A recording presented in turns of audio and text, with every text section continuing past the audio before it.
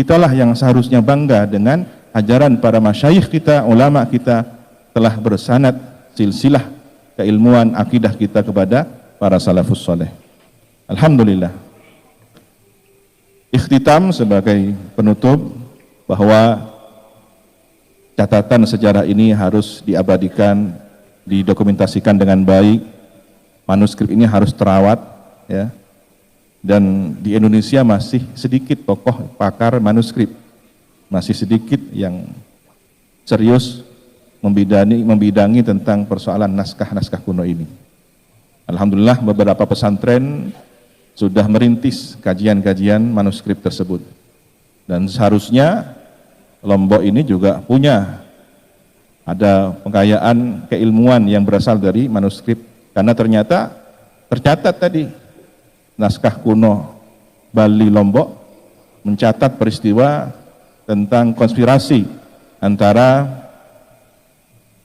kolonial Belanda dengan neo feudalisme di zaman itu, tahun 1719. Kenapa kita harus kembali kepada sejarah?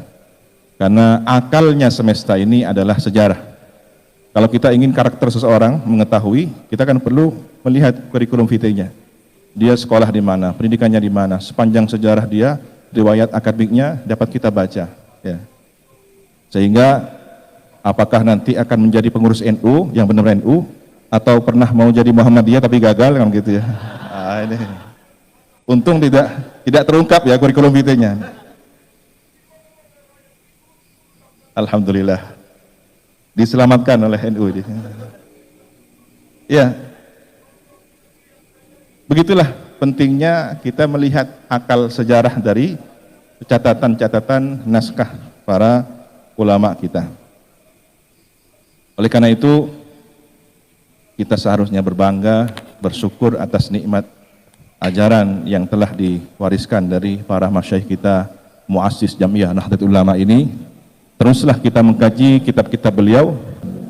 Apakah ini tanda-tanda satu abad NU kembali kepada kejayaannya? Sanu'iduha siratahal ula, ketika tongkat sudah kembali dari perubahan mukjizat ular menjadi tongkat kembali, maka kita berharap NU kembali kepada hakikat perjuangannya. Amin ya rabbal alamin. Assalamualaikum warahmatullahi wabarakatuh. Sedulur, sebangsa dan setanah air, jumpa lagi di channel Jagat Lokpitu. Semoga dalam keadaan sehat, tak kurang satu apa, ramah barokah selama Allah curahkan untuk kita semua. Penceramah yang halus, yang lembut tutur katanya, memberikan beberapa sebuah gambaran-gambaran hidup sejarah masa lalu terkait bagaimana masyayikh mengajarkan melalui manuskrip-manuskrip yang tertata dengan baik, tersambungnya sebuah ilmu yang notabene dikuatkan dengan para alim ulama di Nahdlatul Ulama yang memberikan ceramahnya secara moderat, tidak meninggalkan kultur budaya yang ada, mudah diterima, dicerna oleh akal sehat, sehingga kita dengan terang benderang bisa menerima ajaran-ajaran ala Wali Songo. Inilah yang saat ini sedang dinanti-nantikan oleh masyarakat Indonesia. Apa yang disampaikan oleh ulama ini memberikan gambaran penuh bagaimana agama Islam disebarkan, disiarkan di bumi Nusantara ini tanpa pertumpahan darah. Kita wajib berbangga sebagai warga Nahdien karena diajarkan akhlak-akhlak budi pekerti yang baik melalui masyayikh kita, melalui muassis pendiri Nahdlatul Ulama Simbah Hasyim Asy'ari, bagaimana kita mencintai sesama, mencintai negara, mencintai Nahdlatul Ulama dengan tidak memaksakan kehendak. Kita diajarkan untuk saling asah, saling asih, saling asuh, yang nantinya akan timbul suatu persaudaraan abadi.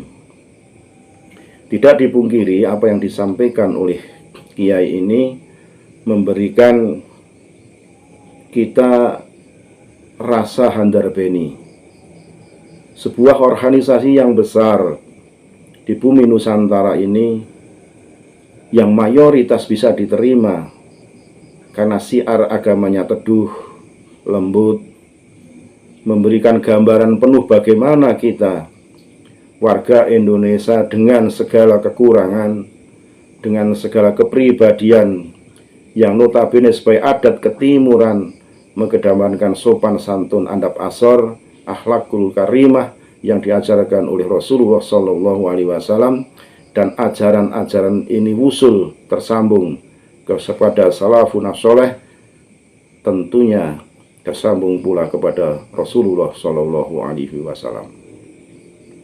Beliau juga menitipkan pesan agar kita senantiasa untuk bagaimana ajaran agama Islam ala Wali Songo ini yang saat ini masih tradisinya dilestarikan oleh Nahdlatul Ulama bisa memberikan pencerahan, gambaran-gambaran penuh bagaimana hidup berbangsa dan bernegara, karena Indonesia ini sekali lagi dipenuhi dengan beberapa budaya, tradisi dari beberapa pulau, suku, budaya, kultur yang berbeda, sehingga kita bisa diterima kepada masyarakat luas, baik itu secara agama Islam maupun agama non-Muslim. Apa yang disampaikan tentunya memberikan pencerahan buat kita semua. Kita harus pandai-pandai menyikapi masalah ini secara arif dan bijaksana, agar kita tidak terbuai dengan bujuk rayu, tidak terbuai dengan doktrin-doktrin yang menyesatkan, sehingga agama ini diterima dengan mudah, tidak sulit, tidak selalu menyalahkan kepada firqoh-firqoh yang ada di Indonesia ini, sehingga kita tidak merasa terbebani karenanya. Islam itu mudah, tapi jangan dipermudah. Islam itu mengajarkan bagaimana kita bersosialisasi kepada masyarakat, bagaimana kita hidup saling berdampingan, aman, nyaman, tentram, damai, sejahtera, menuju masyarakat yang adil dan makmur.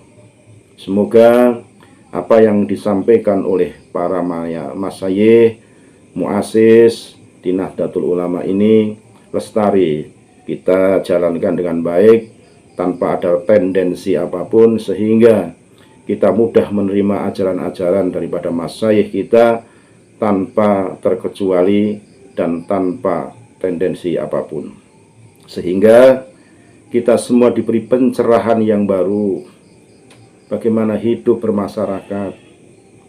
Jangan kita selalu memaksakan kehendak. Kita terima kasih, bersyukur diberi kenikmatan oleh Allah Subhanahu wa Ta'ala lewat Rasulullah Shallallahu Alaihi Wasallam dengan ajaran-ajaran yang diajarkan oleh Wali Songo, diteruskan oleh masyayikh kita, muassis Nahdlatul Ulama, Simbah Yai Hasyim Asy'ari, sehingga kita bisa hidup rukun berdampingan kepada sesama. Jadilah manusia yang rahmatan lil alamin. Walaupun kita belum bisa, kita harus belajar dan selalu belajar untuk bagaimana berintrospeksi diri, bermuhasabah diri dalam mendekatkan kepada Allah Subhanahu wa Ta'ala. Segala hilaf mohon maaf, NKRI Agama Nusantara milik kita. Assalamualaikum warahmatullahi wabarakatuh.